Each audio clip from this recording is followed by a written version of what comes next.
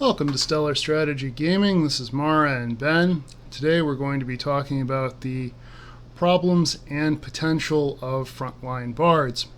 Now, some time ago we did our video about bards and rangers, and we did mention the Valor Bard, the College of Swords, and we got some very thoughtful and reasonable and not at all flamey reactions to that. But we decided to go into it a little bit more deeply because absolutely they are problematic as a melee class, and they don't quite hold up to things like fighters, barbarians, and paladins. So I wanted to go a little bit into, as I say, both the problems, the potential, and the situations where you can make it work. Yes, now the main problem is at the root of the class, unfortunately. It's not quite so simple as just taking a feat and making it all go away, because Wizards itself has ended up favoring bards as a spellcasting class. And I don't mean Wizards as in the class, obviously. I mean Wizards of the Coast, when designing this class, made them more spellcasting heavy.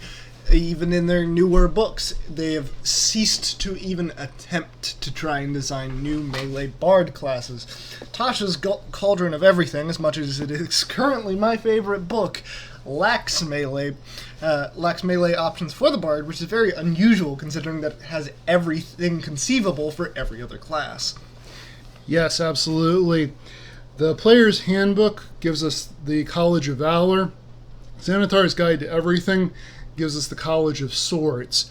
Now, some people would argue that the College of Whispers, as described in Xanathar's Guide to Everything, would be a melee class for a bard, because College of Whispers does give the bard the option to do additional psychic damage with their weapon attacks. Now, everybody's entitled to their opinion. That one just happens to be wrong. I actually do like College of Whispers for certain kinds of campaigns. It gives the bard the ability to disguise themselves, gather information, that sort of thing, which would be great for something like a heist campaign, an assassination campaign, and then your bard gets in wherever it is they're not supposed to be. They get close to whoever they're not supposed to, and boom, they get that deep hit with the extra psychic damage on top of their regular weapons damage. Yes.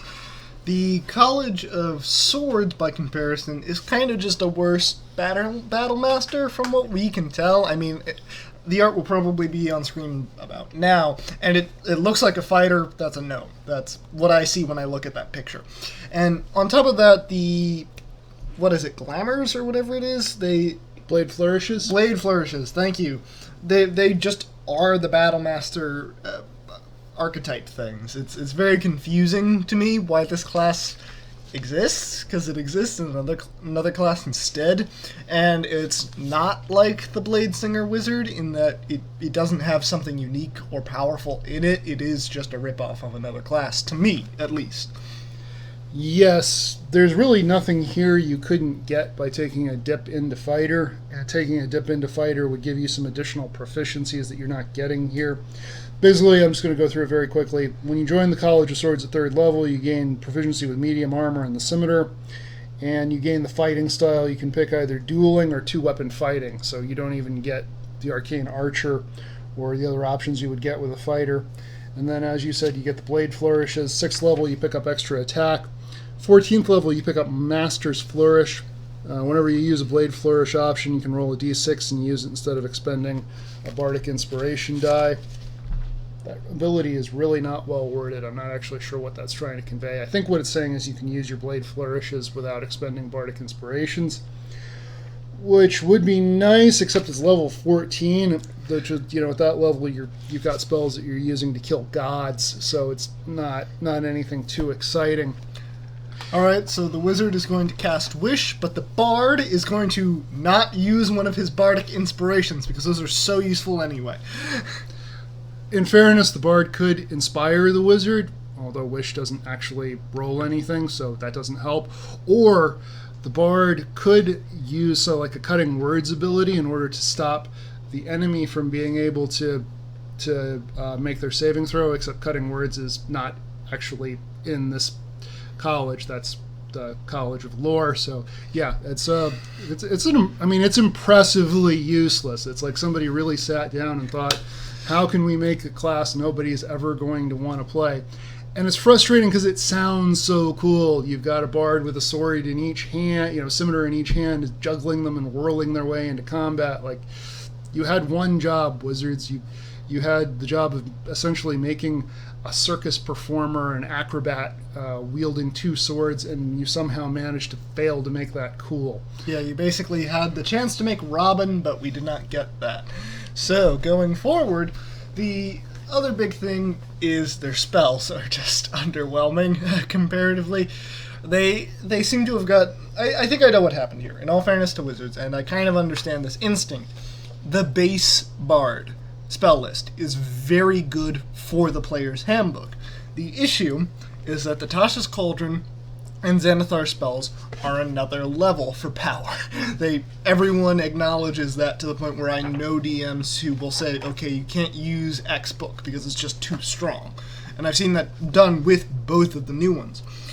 And so the reality of it is that with the bards, like, I'm actually looking at these spells right here, compared to everything else, they have less spells they can draw on. And that's very unfortunate, because spells like Green Flame Blade are really what a melee build for a spellcaster needs, because it gives them that extra bit of oomph and damage. Or even, I think there's something in the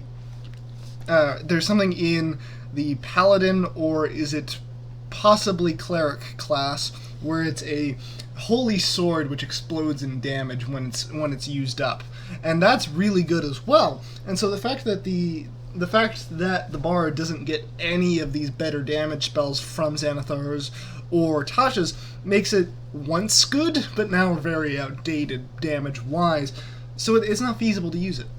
When bards don't get spells like what the ranger gets, like whatever it is, Conjure Volley, where it enhances an ability that they have, or they don't get spells like the Druid's Flame Blade, where it's not that they have a bad spell list, it's that they have a spell list that doesn't support them in melee. So that makes it very weak. It creates a very discordant class. Now, I will get into how that can sort of work later on, but before we get to that, I want to talk a bit about the Valor Bard, because that is easily the better of the two melee bard classes we're talking about.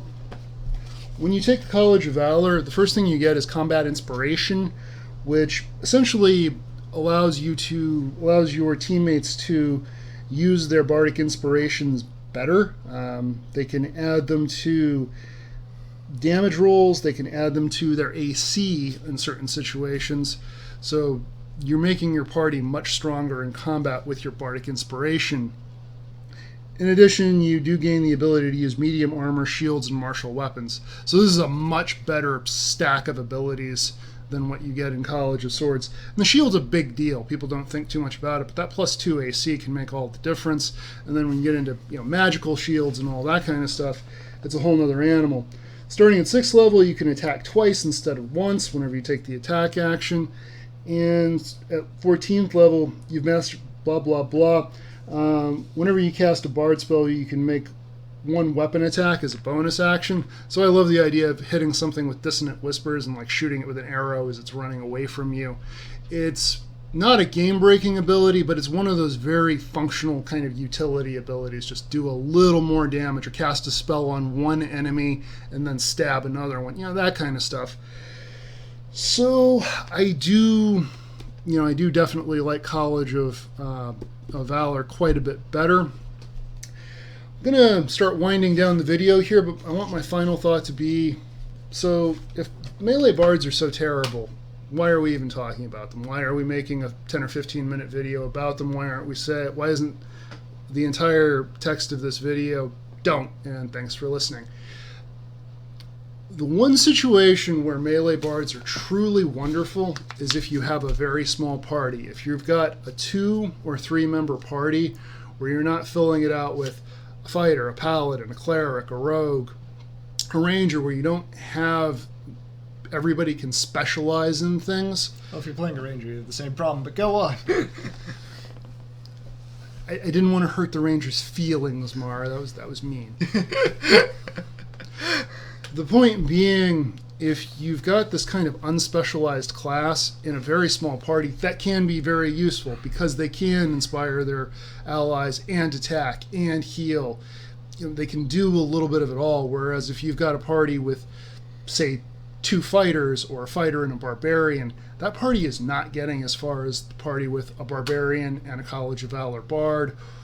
Same way 2 wizards aren't getting as far as a wizard and a College of Valor bard. And I could go on and on with examples, but I do believe I have made my point.